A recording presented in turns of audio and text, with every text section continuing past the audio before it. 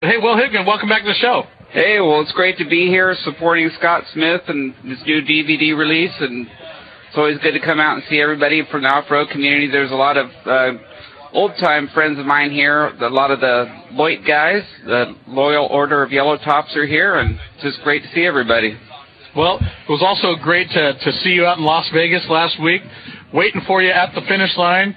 Where is he? Where is he? Where is he? And then, you know, no Class 10 cars were coming around. Lots of problems in class. Is that correct? Oh, yeah. It's I think you and CJ were doing the battle to start with really tough, right? Very tough. I mean, CJ's definitely set the pace, and he started behind me. And he went by me, and at that point I felt like I needed to step up the pace just to keep up. And I can't say that I overdrove my car because my car worked perfectly, and I never really hit anything that hard. I didn't get a flat for 2.5 laps. The car looks beautiful. Is that due to the Slime tire sealant, though? You got to ask yourself. Oh, for sure. It definitely helps. And I just had an axle failure 60 miles into the second lap, and with it being a closed course, you're not allowed to go out and retrieve your vehicle, and I don't carry an axle at the short races, so we were kind of stuck out there for a couple hours. And now, is that something, if you're at the 500 or the 1,000 that you're carrying on the vehicle, is that something maybe next time on a shorter race you'll have on the car just for the heck of it now that it's happened to you? You know what? I have actually never broken an axle before. So, and the thinking is when that happens, you can't actually move the vehicle forward. So, like when you're in Mexico, out in the boondocks or whatever, you want to have an axle just so you can keep going. But when you're at a closed course, you think that you can, you know, make it to a pit or just, you know, somehow get it going just good enough. Have your helicopter come pick you up? Exactly. Now, but anyways, yeah, that was a bad deal. What mile did that happen again? 260. And tell us about the conditions. I hear nothing but just like silt and yuck and the toughest stuff here. Well, first of all, the start was very difficult. There was a lot of the first kind of dusty, silty wash was down below Mesa, and there was no wind. And so the dust was hanging, and it was very confusing because you just fired off the starting line and, you know, one car every 30 seconds, and the dust just hung there. And we were getting reports on mile 4 that everything was getting stopped and running into each other and causing such a problem, thinking of shutting the race down from the dust coming over the 15. I think I started just ahead of that because it wasn't that bad for me. It seemed like all the cars in our class kept moving. But I can understand how once that does happen, it can be chaos and mayhem because it's very scary to think that you can run into somebody. It does happen. I think Lucas Ham said he got hit 7 times or something ridiculous. I believe it. Well, if I could ask, I mean, because I wasn't, for those of us that weren't at the race, please ask. Do you attribute the fact that it was a more difficult course, more silty, to the fact that this race hadn't been at this track?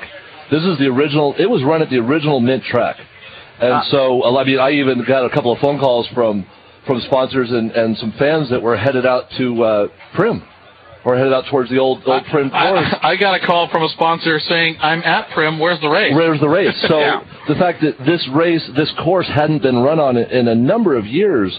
So on one hand, do you attribute that saying, well, you know, it's a raw course and it hadn't been beat up like some of these other tracks? For sure on the cross grain, because when the water runs down out of the mountains, it'll come across the course, and obviously you call that cross grain, so the edges were really sharp. And then when it comes to the silt, it's probably deceiving because they didn't allow a lot of pre-running. You could only pre-run one day, so everybody, you know, went in a single line over some of the softer terrain, but then as the race went on, it broke it down, and then it would widen the silt beds out, and then the silt got really bad. As a 10 driver, do you have a preference between, you know, a Mexico race where you can get out, pre-run, know the course, have a couple of chase vehicles, and have that kind of support, or do you like it when you know it's mano-y-mano? I'm in my car. I get one slow lap around the track, and it's me against the environment, and you've got to go.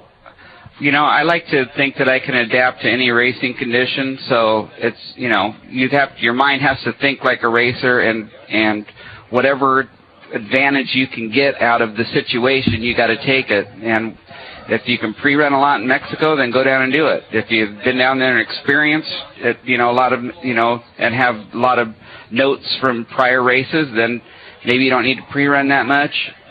At these closed course events where you can only pre-run one lap, you got to really, really do your homework on the first lap, and know that a lot of the other drivers that don't do their homework, they just go out and casually pre-run, and mark the course, are going to probably make mistakes because they're not going to take it as seriously. Plus, the last time you raced the Mid-400, there wasn't pre-running and marking it on your GPS, I'm sure. Well, yeah. Well, mean on the north side of Las Vegas? No, I mean the last time the race was run, I mean before last year. How many years ago? There probably were no GPSs. Yeah, I don't even remember what year that was. 2 minutes? Say 94 or 5? Well, when he's talking about advantage, of course Will goes out knowing that there's an advantage because he pre-slimes his tires. Well, that's for sure. And I'm going to just go back out and say once again to all those people that don't and got all those flat tires, if it couldn't hurt you and it could only help you, what the heck are you thinking? Oh, it definitely. I've said it many times, but we tested it.